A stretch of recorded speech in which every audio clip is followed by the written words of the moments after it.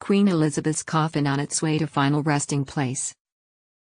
Tens of thousands of people lined the route taking the late Queen Elizabeth to her final resting place at Windsor Castle on Monday, throwing flowers towards the hearse and cheering as it departed the British capital following her state funeral. Many thousands more crammed into central London to witness a ceremony of matchless pageantry attended by leaders and royalty from across the world, a fitting end for Britain's longest-serving monarch who won global respect during 70 years on the throne. After the service, her flag-draped casket was pulled through silent streets on a gun carriage in one of the largest military processions seen in Britain, involving thousands of members of the armed forces dressed in ceremonial finery. They walked in step to funeral music from marching bands, while in the background the city's famous Big Ben tolled each minute. King Charles and other senior royals followed on foot. The casket was taken from Westminster Abbey to Wellington Arch, where it was transferred to a hearse to begin its journey to Windsor.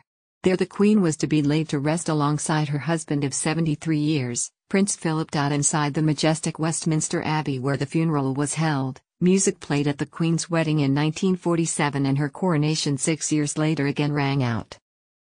The coffin entered to lines of scripture set to a score used at every state funeral since the early 18th century. The 2,000-strong congregation included some 500 presidents, prime ministers, foreign royal families and dignitaries including Joe Biden of the United States and leaders from France, Canada, Australia, China, Pakistan and the Cook Islands.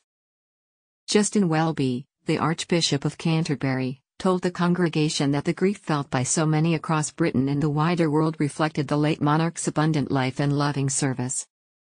Her late Majesty famously declared on a 21st birthday broadcast that her whole life would be dedicated to serving the nation and Commonwealth. He said that Her late Majesty famously declared on a 21st birthday broadcast that her whole life would be dedicated to serving the nation and Commonwealth.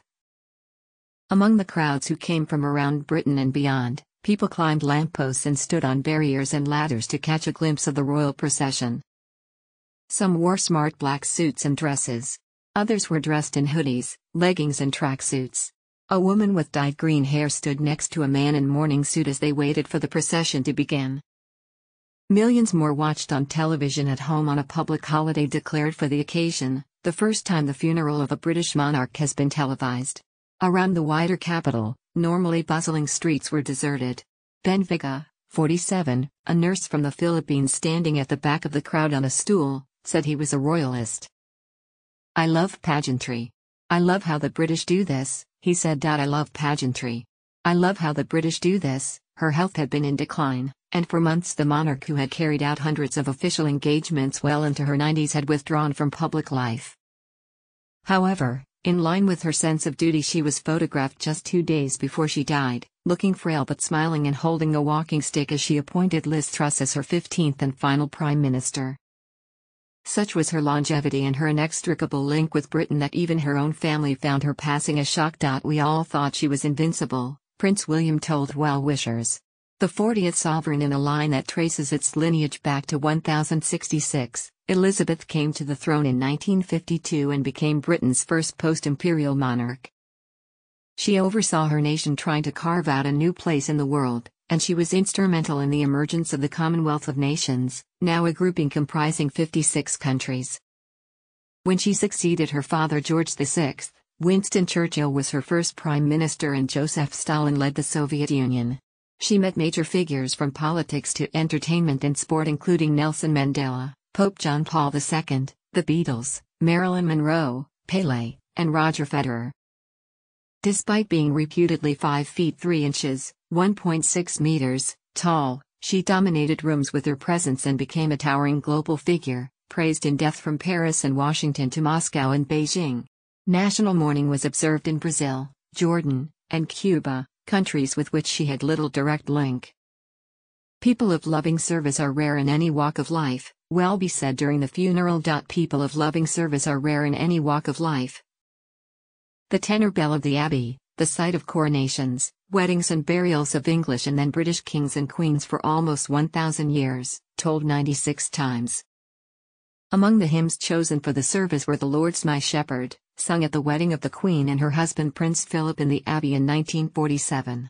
Among the royal family following the casket into the Abbey was the Queen's great-grandson and future king, Prince George, aged 9.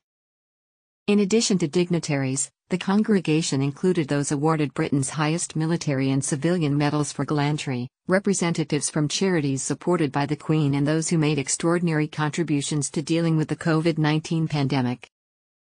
Towards the end of the service, the church and much of the nation fell silent for 2 minutes. Trumpets rang out before the congregation sang "God Save the King."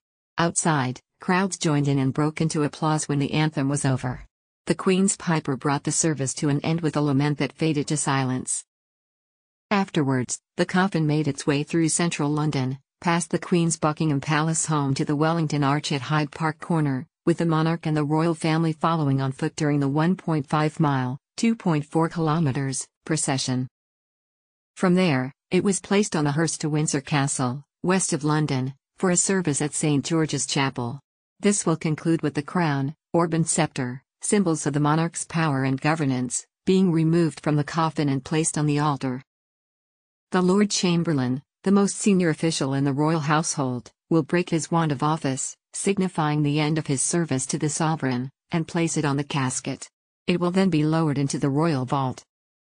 Later in the evening, in a private family service, the coffin of Elizabeth and her husband of more than 7 decades, Prince Philip, who died last year aged 99, will be buried together at the King George VI Memorial Chapel, where her parents and sister, Princess Margaret, also rest.